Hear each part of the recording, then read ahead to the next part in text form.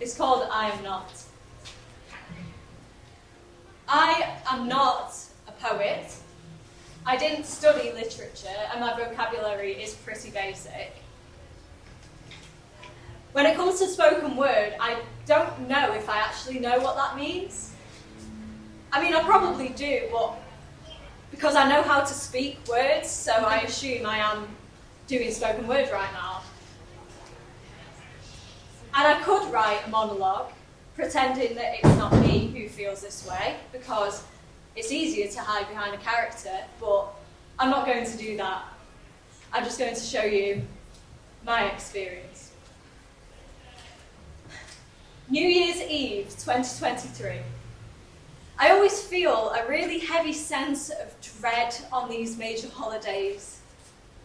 New Year, my birthday, Christmas, Easter, all the days in between, basically.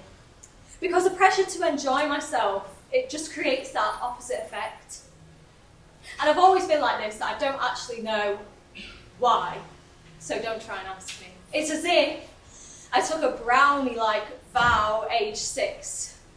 I promise to do my best to self-sabotage, question my existence, and serve my anxiety and depression.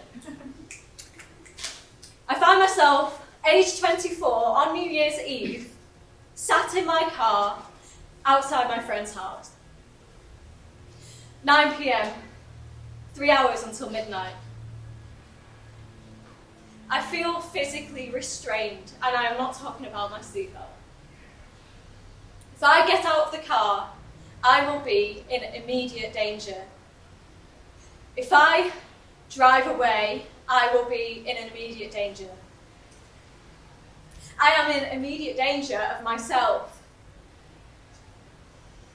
Either way, something bad will happen, and I am not in the driver's seat of my own mind right now.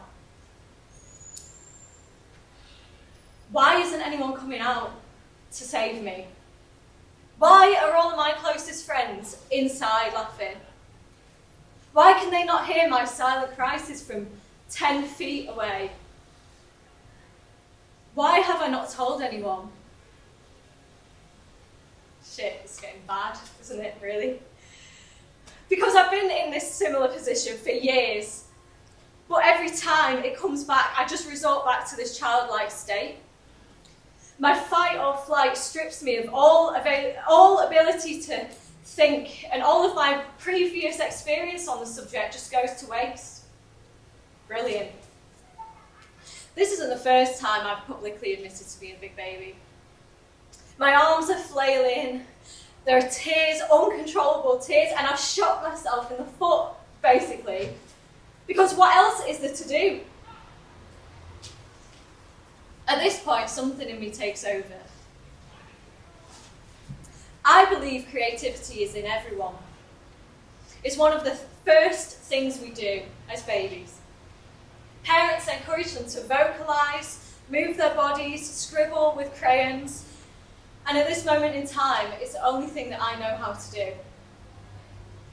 I grab a pen from the glove box and find some scraps of paper and parking tickets. Thank you very much, Manchester City Council. I turn on my shitty built-in CD player to compete with the noise going on in my head. And I'm scribbling every single thought I have down. None of it makes sense, but it just really doesn't matter, because as I pierce the paper, the words leave my mind through the pen and make room for rationality. I begin to see the choices I thought I didn't have.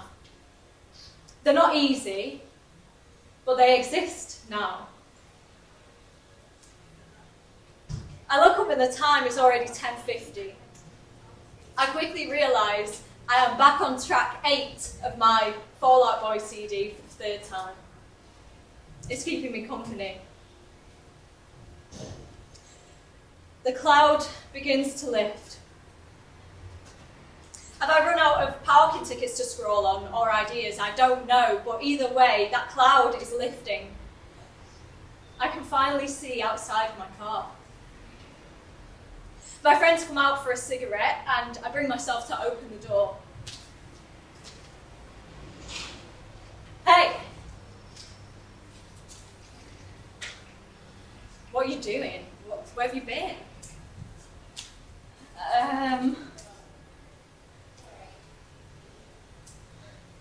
It doesn't matter. Well, are you coming in or what?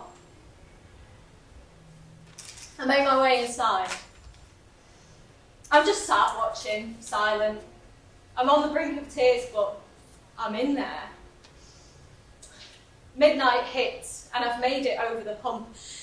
This is just the beginning, but I have hope that something will change in this new year. In the coming weeks, several failed attempts at getting help. A job too big for my friends to solve. Some things too embarrassing to admit to anyone but my notebook. Applications and phone calls to NHS mental health waiting services. Weeks of waiting for a response. A nameless assessor on the end of the phone with a script to follow. A punching bag for the failure of our NHS. And government. The script decides that a crying woman on the end of the phone is definitely not in danger and is safe to let go. A discharge letter through the post saying she chose not to take it any further. With situation hitting dead end after dead end, what is there left to do? Where can I take control? This is where creativity takes over. Treating my notebook like the counsellor I have been denied. Where I'm failed by the government, creativity fills in those gaps.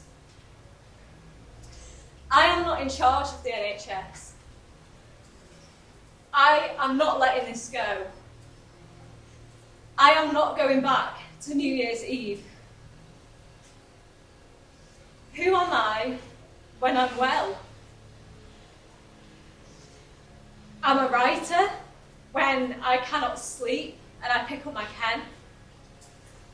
I'm a singer when my cat is lying in my arms purring.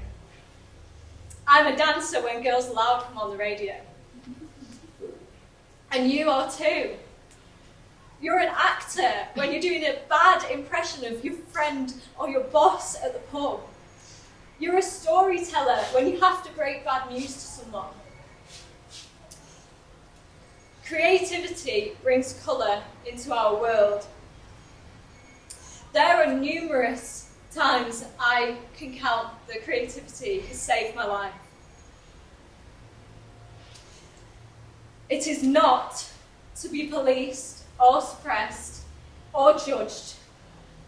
It is not for a teacher to grade or even to perform at a symposium if you don't want to. It's for you. Thank you.